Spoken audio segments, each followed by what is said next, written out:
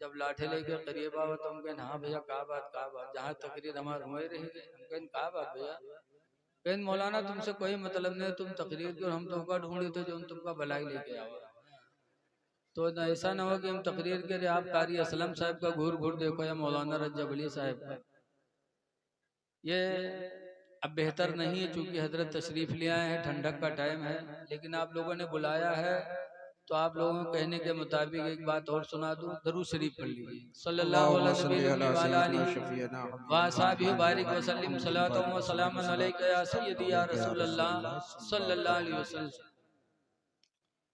دیکھیے قرآن حکیم میں میاں بیوی کے تعلق کو بھی بیان کیا گیا، قرآن نے کسی چیز کو چھوڑا نہیں۔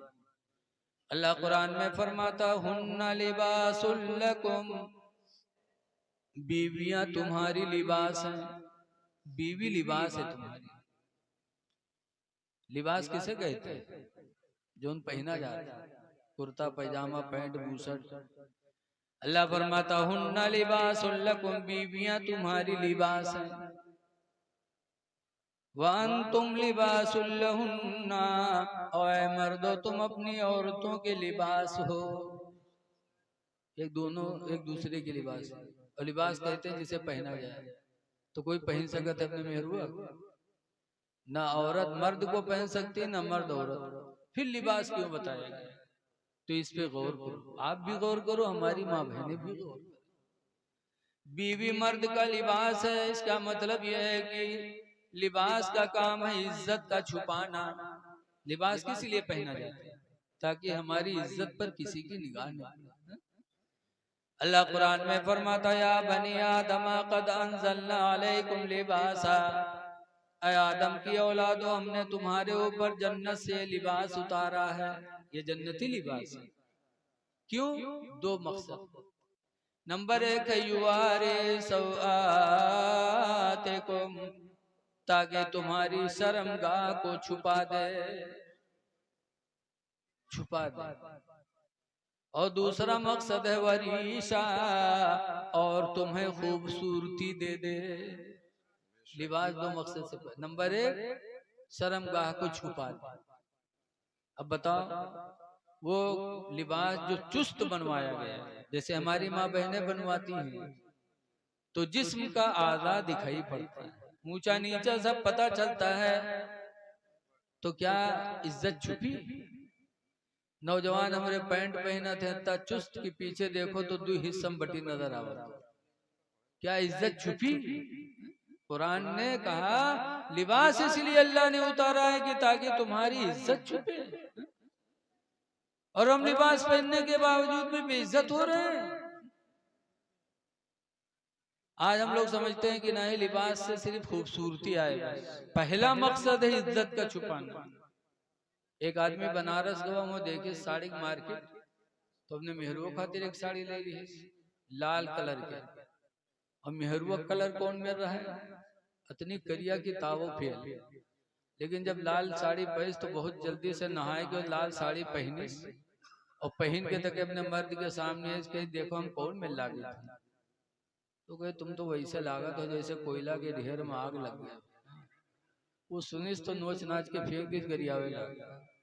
ارے اے میری ماں بہنوں، تم لباس پہنو تو یہ بعد میں دیکھو کہ میں اچھی لگتی ہوں کہ نہیں، پہلے یہ دیکھو کہ کوئی آدھا ہمارا ایسا ظاہر تو نہیں ہو رہا ہے جس سے لباس کا مقصد ختم ہو جائے۔ حدیث پاک میں نبی ہریرہ قال قال رسول اللہ، حضرت ابو ہریرہ سے روایت ہے، سرکار فرماتے ہیں ایک زمانہ ایسا آئے گا، کیسا؟ عاریات، ننگی ہوں گی، لابسات، کپڑا پہنے ہوں گی، کپڑا پہننے کے باوجود بھی وہ ننگی ہوں گی، ممیلات مائلات، وہ اپنا دل دوسرے کو دے دیں گی، دوسرے کا دل لے بیٹھیں گی۔ ایک زمانہ ایسا ہے، آج وہی حال ہے۔ شادی بیاہ میں چلے جاؤ تو لڑکیوں اور عورتوں کا لباس دیکھ کے شرم آتی ہے، لیکن آج کا آدمی اتنا بغیرت ہو گیا ہے، جکے بٹیا مہروا پتویہ جتے درک برک بہن کے لالے لپسٹک لگائے کہ مردن سامنے آئے جائیں بجانو وطو کو عزت ماں 4 چاند لا کر جاتے ہیں۔ حدیث میں بتایا گیا، سرکار نے فرمایا 3 لوگ جنت میں نہیں جائیں گے۔ پوچھا گیا کون کون؟ نمبر 1 پر سرکار نے فرمایا قاتل، کسی کو قتل کرنے والا جنت میں نہیں جائے گا بے گناہ۔ دوسرے نمبر پر زانی، زنا کرنے والا، اور تیسرے نمبر پر بتایا گیا دیوس جنت میں نہیں جائے گا۔ تو قاتل اور زانی یہ تو سب سمجھ گئے، اور دیوس جنت میں نہیں جائے گا تو صحابہ نہیں سمجھے۔ پوچھا اللہ کے رسول دیوس کون ہے؟ تو سرکار نے فرمایا دیوس وہ انسان ہے جو اپنی بہن بیٹی بیوی کو بے پردہ گھمائے۔ جس کی بہن بیٹی بے پردہ گھومے وہ دیوس ہے، اور دیوس جنت میں نہیں جائے گا۔ لوگوں شادی کے موقع پہ اپنی ماں بہن بیٹیوں کو ترغیب دو، ہدایت دو۔ تو بیوی مرد کا لباس ہو، مرد بیوی کا لباس۔ بیوی کی ضرورت ہے کہ مرد کے عیب کو چھپائے، اور مرد کی بھی ضرورت ہے کہ عورت کی عیبوں کو چھپائے۔ انسان ہونے کے ناطے سب میں کمی ہے، بیوی میں بھی کمی، مرد میں بھی کمی، لیکن دونوں ایک دوسرے کی عزت کو چھپائے۔ چھپانا چاہیے، چھپاؤ، اللہ نے تمہیں لباس بتایا۔ لیکن اگر بیوی کم عقل ہے، نہ آپ کی عزت کر سکے تو آپ تو کم سے کم صبر کرو۔ اللہ تعالیٰ نے آپ کو ان کے بنسبت عقل زیادہ عطا فرمائی۔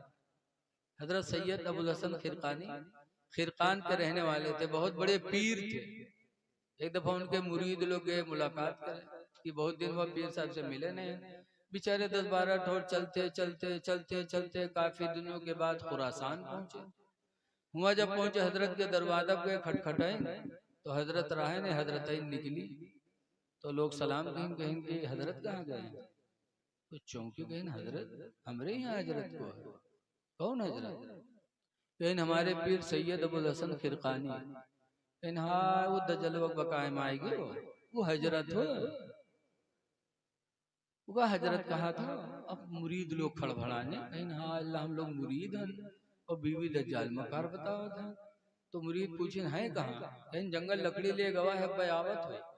اتنے میں دیکھا کہ حضرت سید ابو الحسن خرقانی شیر پر بیٹھے، گھوڑے پر نہیں بلکہ جنگل کے شیر پر بیٹھے، لکڑیوں کا بوجھ آگے رکھے اور گھر کی طرف آ گئے۔ ان کے مہروا دیکھے تو بھاگ گھر میں گئے، ہاتھ دو دشمنوا شیر بلائے لگا، اور مرید بیچارے کہاں چلے جائیں۔ حضرت آئے، شیر سے اترے، لکڑیوں کا بوجھ اتارا، شیر نے حضرت کے پیروں کو چوما، اپنی بولی میں اجازت مانگی، حضرت نے اجازت دے دیا، شیر جنگل واپس چلا گیا۔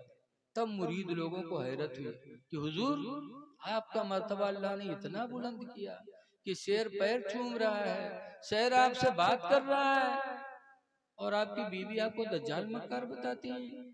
تو حضرت فرماتے ہیں سنو، یہ مرتبہ جو اللہ نے مجھے عطا کیا ہے یہ اسی بیوی کی بدتمیزی پر صبر کرنے کی وجہ سے، کہ میرے ماں باپ نے نکاح کر دیا، جاہلیت کی وجہ سے وہ مجھے بری بری باتیں کہتی رہتی ہے، میں صبر کرتا رہتا ہوں، صبر کرتے کرتے زندگی گزارا، تو صبر کی وجہ سے اللہ نے میرے مقام کو بلند فرمایا۔